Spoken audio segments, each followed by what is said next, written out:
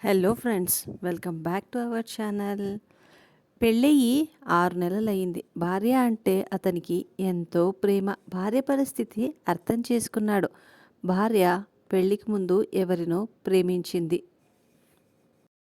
అది తెలిసినా ఏనాటికైనా తన భార్య గుండెల్లో తనకి చోటు ఇవ్వకపోతుందా? ఏ వేకువ వాళ్ళ జీవితాల్లోకి వెలుగు నింపుతుందా అని ఎదురు చూస్తున్నాడు భర్త. ఆమె భర్త ప్రేమని తెలుసుకోగలిగిందా? అసలు ఏం జరిగింది? ప్రతి ఒక్కరూ తప్పక వినవలసిన భార్యాభర్తల ప్రేమ కథ. జడలో మల్లెలు తురుముతూ తను ప్రేమించిన అతనిని తలుచుకుంటుంది రాధిక. ఈ పాట అంటే నిఖిల్కి ఎంతో ఇష్టం. ఒకసారి నన్ను బీచ్కు తీసుకువెళ్ళినప్పుడు సన్నగా హమ్ చేశాడు కూడా. నేను తన గొంతు విని పాటని ఆస్వాదించడం మానేసి నవ్వానని నాతో 2 రోజులు మాట్లాడలేదు. ఏం చేస్తున్నాడో, తనతో మళ్ళీ మాట్లాడడానికే కుదరలేదు అంటూ కళ్ళు తుడుచుకుంటుంది రాధిక. గేట్ చెప్పుడైన శబ్దం విని బాల్కనీ నుండి గబగబా తన రూంలోకి నడిచింది రాధిక. సరిగ్గా అరగంట తర్వాత డోర్ నాక్ చేసి, రాధిక, డిన్నర్ చేద్దాం రా అన్నాడు. రాధిక భర్త మానస్ డోర్ సగం ఓపెన్ చేసి, నేను తర్వాత తింటాను, మీరు తినండి అని డోర్ వేసేసింది రాధిక.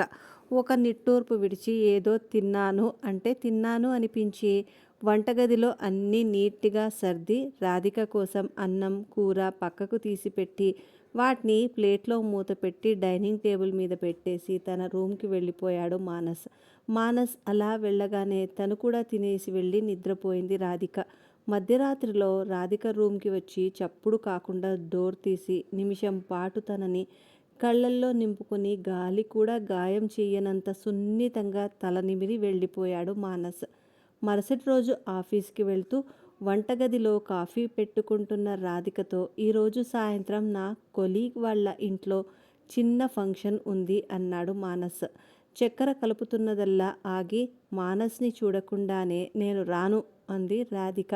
ఏ భావంతో అందో కూడా అర్థం కాకోకుండా, నిన్ను తీసుకురమ్మని మరీ మరీ చెప్పారు రాధిక, వెళ్ళకపోతే బావుండదు. సర్లే నీ ఇష్టం అని వెళ్ళిపోయాడు. రోజు వచ్చే సమయం కంటే 1 గంట ముందే ఇంటికొచ్చేశాడు మానస్. ఫ్రెష్ అయ్యి వచ్చి డిన్నర్ ప్రిపేర్ చేయడానికి వెళ్ళాడు మానస్. ఇదేంటి, ఏదో ఫంక్షన్ అన్నారుగా, వెళ్ళలేదు, నా కోసమే ఆగిపోయారా? ఎలా అడగడం అనుకొని అడగాలని ఉన్నా అడగకుండా పుస్తకం చదువుతూ హాల్లో కూర్చుంది రాధిక. బంగాళదుంపలు కట్ చేస్తూ ఫ్రెండ్ ఫోన్ చేస్తే స్పీకర్లో పెట్టి మాట్లాడుతున్నాడు మానస్. ఏంట్రా, ఇంకా నువ్వు రాలేదు అడిగాడు మానస్ ఫ్రెండ్. నాకు ఇంట్రెస్ట్ లేదురా, నా కోసం వెయిట్ చేయకండి అన్నాడు మానస్. రే, ఎందుకురా నా దగ్గర నిజం దాస్తావు? చెల్లమ్మతో టైం స్పెండ్ చెయ్యొచ్చు అని రాలేదు కదా, నాకు తెలుసులేరా నీ మనసులో ఏముందో అని ఫోన్ పెట్టేశాడు మానస్ ఫ్రెండ్. 2 ప్లేట్లలో చపాతీ కర్రీ పెట్టుకుని ఒకటి రాధిక ముందు పెట్టి తను డైనింగ్ టేబుల్ దగ్గర కూర్చొని, సారీ రాధిక, నువ్వు రావు అని చెప్తే బాగుండదు, అందుకే వాడు ఏమన్నా నేను మాట్లాడలేదు, నిన్ను వాడి మాటలు బాధపెట్టి ఉంటే క్షమించు అన్నాడు మానస్. తన ముందున్న ప్లేట్ని చేతిలో తీసుకొని, మీరు నా కోసం త్యాగాలు చెయ్యక్కర్లేదు, అర్థమైందా? మీ ఇష్టం వచ్చినట్టు మీరు ఉండండి. మరొక్క మాట, మీరు నాకు ఇలా ప్రతిపూట వంట చెయ్యక్కర్లేదు, నేను చేసుకోగలను, నన్ను ఉద్ధరిస్తున్నాను అనుకోకండి అని అక్కడి నుండి వెళ్ళిపోయి డోర్ గట్టిగా వేసుకొని మంచం మీద వాలి, నేను నిన్ను మర్చిలోకపోతున్నాను నిఖిల్ అని ఏడుస్తూ నిద్రపోయింది రాధిక. రాధిక వెళ్ళిన వైపే చూస్తూ కళ్ళల్లో నీళ్లు తుడుచుకుంటూ అదంతా క్లీన్ చేసి ఎప్పటిలానే రాధిక నిద్రపోయాక తనని చూసి తను కూడా నిద్రపోయాడు మానస్. రాధిక మానస్ ఇద్దరికీ పెళ్ళై 6 నెలలైంది. పెళ్ళైన కొత్తలోనే రాధిక మనసులో ఎవరో ఉన్నారని, ఇంట్లో వాళ్ళ కోసం తప్పక తనను చేసుకుందని అర్థమైంది మానస్కి. అప్పటి నుండే తను కూడా రాధికను అర్థం చేసుకున్నాడు. రాధికలో మార్పు కోసం ఎదురు చూస్తూ మూగగా ప్రేమిస్తున్నాడు మానస్. ఏనాడు రాధికని ఒక్క మాట అనడు. తన బాధని అర్థం చేసుకున్నాడు. తల్లిదండ్రుల దగ్గర అంటే రాధిక తీరుకి అనుమానపడతారని ఎవ్వరికీ తెలియకుండా వేరే ఊరికి ట్రాన్స్ఫర్ చేయించుకున్నాడు. ఈ విషయాలు ఎవరికీ తెలియవు, రాధికతో సహా. ఏనాటికైనా రాధిక తన గుండెల్లో తనకి చోటు ఇవ్వకపోతుందా? ఏ వేకువ వాళ్ళ జీవితాల్లోకి వెలుగు నింపుతుందా అని ఎదురు చూస్తున్నాడు మానస్. ఒకరోజు తప్పక మానస్తో షాపింగ్కి వెళ్ళింది రాధిక. ఆ రోజు నుండి రాధిక మునుపటి కంటే ఎక్కువ బాధపడుతున్నట్టు అనిపించింది మానస్కి. ఆ రోజు ఆదివారం. రాధిక ఎందుకు అలా ఉందో అడగాలి అనుకున్నాడు, కానీ అడగలేకపోయాడు మానస్. ఇక ఇలా కాదని ధైర్యం చేసి రాధికను గుడికి వెళ్దాం వస్తావా? నువ్వు ఎందుకో డల్గా ఉన్నట్టు అనిపిస్తున్నావు. నీకు ఇష్టం లేకపోతే వద్దులే. ఇష్టమైతే ఇంకో అరగంటలో వెళ్దాం అన్నాడు రాధిక వైపు చూస్తూ. రాధిక ఏం మాట్లాడకుండా వెళ్ళి డోర్ క్లోజ్ చేసింది.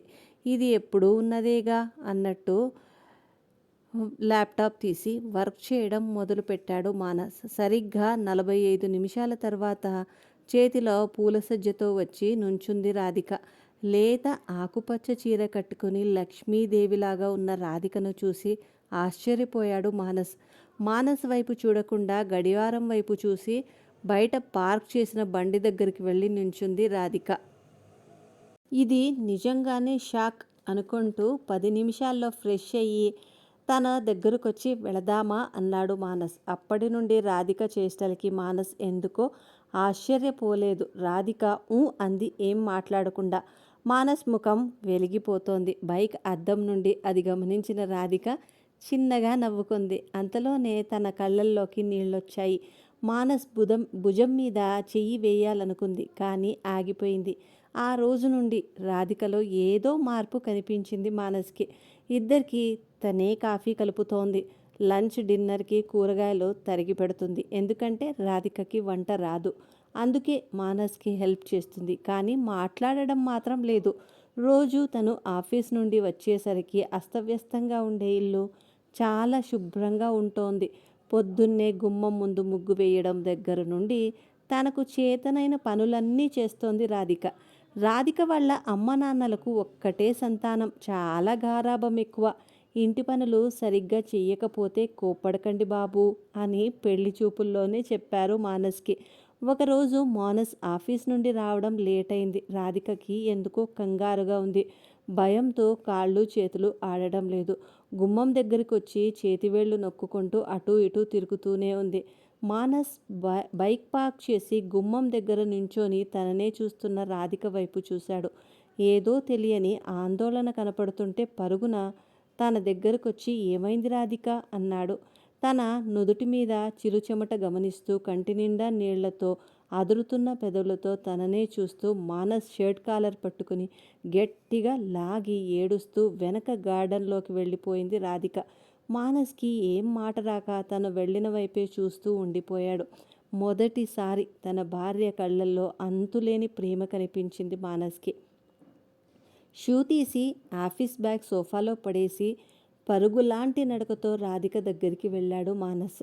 గార్డెన్లో బెంచ్ మీద కూర్చొని కాళ్ళు రెండు దగ్గరికి తీసుకొని ముఖం దాచుకొని ఏడుస్తోంది రాధిక. రాధిక అని పిలిచాడు మానస్. పక్కన కూర్చుంటూ ఆప్యాయంగా తలపైకెత్తి మానస్ని కోపం ప్రేమ కలగలిపిన చూపు చూసి అతని భుజం చుట్టూ చేతులు వేసి గుండె మీద ఒరిగిపోయింది రాధిక. మానస్ ఆశ్చర్యపోలేదు. ఒక చేయి రాధిక భుజం చుట్టూ వేసి రెండో చేత్తో తల నిమురుతూ ఏమైంది అన్నాడు లాలనగా.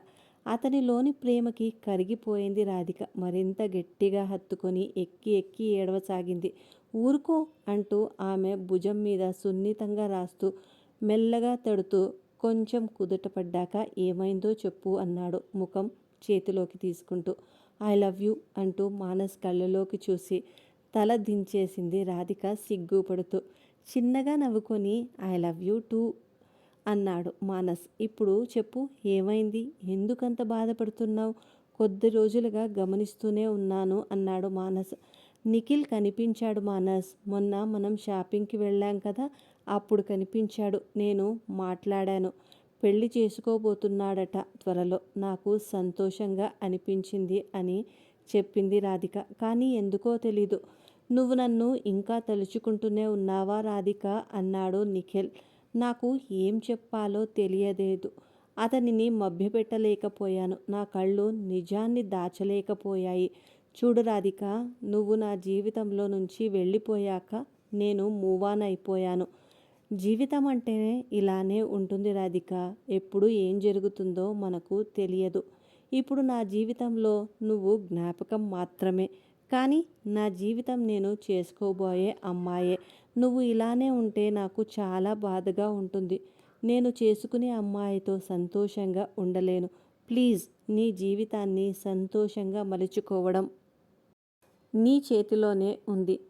నా కోసం ఆలోచించి సమయం వృధా చేసుకోకు. నీ ప్రేమకి వేచి చూసే హృదయం ఉందని, అది నీ ప్రేమ కోసం ఆరాటపడుతోంది అని మరిచిపోకు. గుడ్ బై అని వెళ్ళిపోయాడు అంది రాధిక.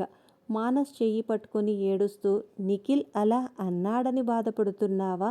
తన నంబర్ ఉంటే చెప్పు, ఫోన్ చేస్తాను, మాట్లాడాలి అని ఉంది అన్నాడు.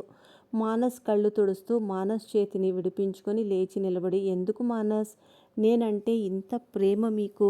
నన్ను ఎందుకు ఇంతలా అర్థం చేసుకుంటారు? నన్ను వదిలేసి తను బానే ఉన్నాడు, కానీ కళ్ళ ముందు కనిపించే ప్రేమని అర్థం చేసుకోలేని దాన్ని నేను. నా చేష్టలతో ఎంత బాధ పెట్టాను మిమ్మల్ని. పెళ్ళైన దగ్గర నుండి అర్థం లేని నా బాధతో మీ మనసుని గాయపరుస్తూనే ఉన్నాను. నాకు ఎప్పుడైనా ఆరోగ్యం బాలేకపోతే సేవలు చేశారు. అమ్మలా వండి పెట్టారు. నాన్నలా జాగ్రత్తగా చూసుకున్నారు. ప్రతి క్షణం స్నేహితుడులా అర్థం చేసుకున్నారు. అన్నిటికంటే ముఖ్యమైంది, ఒక అమ్మాయి ప్రేమించింది అనగానే తను ఆ అబ్బాయికి వశమైపోయి ఉండొచ్చు అనుకునే ఈ రోజుల్లో పెళ్ళి తర్వాత కూడా తననే తలుచుకొని బాధపడుతున్నాను అని తెలిసి కూడా నన్ను పల్లెత్తు మాట అనలేదు సరికదా. నన్ను కంటికి రెప్పలా కాపాడుకుంటూనే వచ్చారు.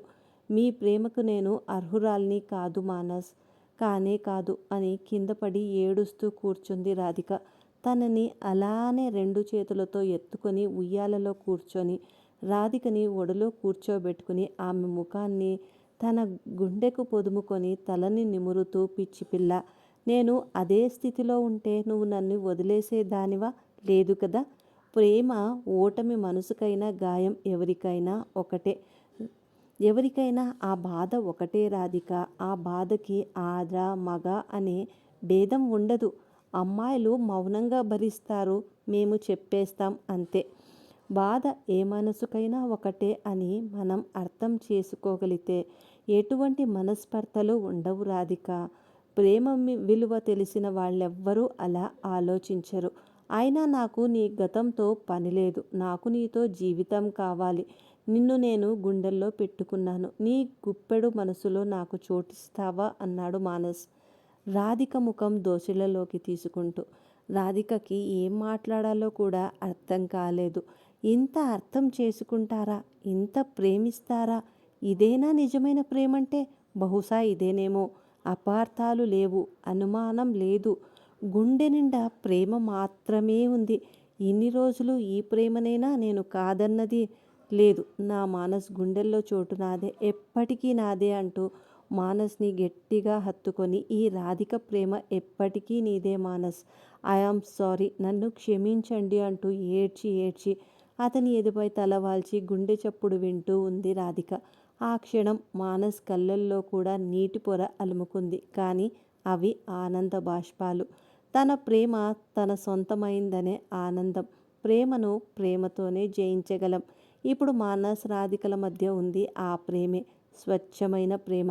మానస్, నాకు ఆకలిగా ఉంది అంది రాధిక మానస్ వైపు చూస్తూ. నాకు తెలుసు, నువ్వు ఆకలికి తట్టుకోలేవని అంటూ రాధికను అలానే ఎత్తుకొని డైనింగ్ టేబుల్ మీద కూర్చోబెట్టి చకచక ఇన్స్టెంట్ దోశ వేసి తీసుకువచ్చాడు మానస్. ఎందుకు నేను అంటే అంత ఇష్టం మీకు అంది రాధిక దోశ తుంచి మానస్కి తినిపిస్తూ. ఏమో తెలీదు, కారణాలు ఉంటే నా ప్రేమ తక్కువైపోతుంది అన్నాడు తను కూడా రాధిక నోట్లో దోశ పెడుతూ. కంటి నిండా నీళ్లతో, నేను చాలా అదృష్టవంతురాల్ని కదూ అని ఒక చేత్తో మానస్ని పట్టుకొని లాగి మరో చెంప మీద గట్టిగా ముద్దిచ్చింది రాధిక. చెంప తుడుచుకుంటూ చిన్నగా సిగ్గుపడ్డాడు మానస్. రాధిక నవ్వుకొని, అవును, నేను మీతో మాట్లాడడమే ఐ లవ్ యూ అన్నాను కదా.